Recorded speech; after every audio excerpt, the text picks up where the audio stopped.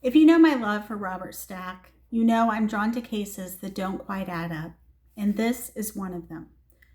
Maura Murray, we have the scene, but not the story. So as you may know, Maura Murray was a college student who was attending West Point. She had had a lot of struggles in the recent time prior to her disappearance, such as being concerned about her sister. She also was struggling with issues in her relationship with her boyfriend. She had had a credit card misuse issue. She had had a car crash. And so the known facts are she was in rural New Hampshire. The timeline is very, very short. So she ended up withdrawing money. She was facing an honor code violation at West Point regarding, I believe, the credit card issue. And the results were due to come a few days after her disappearance, is my understanding on that. And she had already crashed her dad's car. She did get some alcohol after she disappeared, or after she went on her trip to rural New Hampshire. But the known facts are her location, where she was. The timeline is very, very short, given the fact that it was dark, there was snow on the ground, it was freezing. There is a witness who was the bus driver who offered to help her. However, she said that she had already made a phone call to roadside assistance. However, there was no cell service, so that doesn't really add up. There's no record of the call, but there's the gap.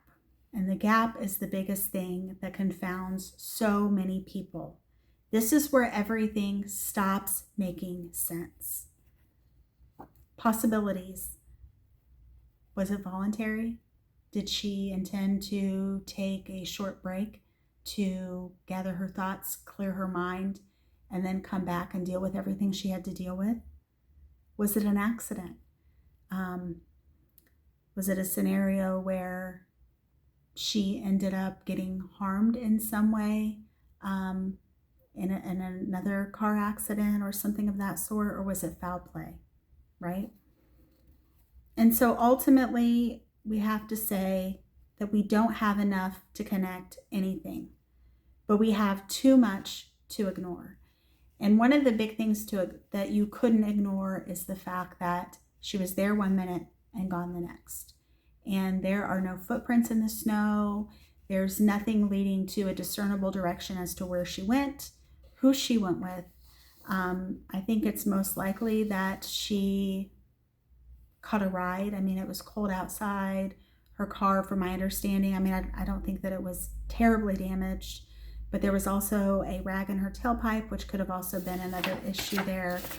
And so I have a full breakdown of this on recovering_perfectionist_mama, Grace and Gavel. And so definitely check it out. Grace and Gavel, where truth meets compassion. I'm an almost 18-year criminal defense attorney, and I don't sensationalize cases, but I do analyze them legally. And I do also offer compassion for the victims and their families rather than sensationalizing their deaths. So thank you for tuning in, and go check out that full video in Grace and Gavel, which is housed on YouTube. Hope you have a great rest of your day, and thank you for tuning in. Your support means a lot to me. Bye-bye.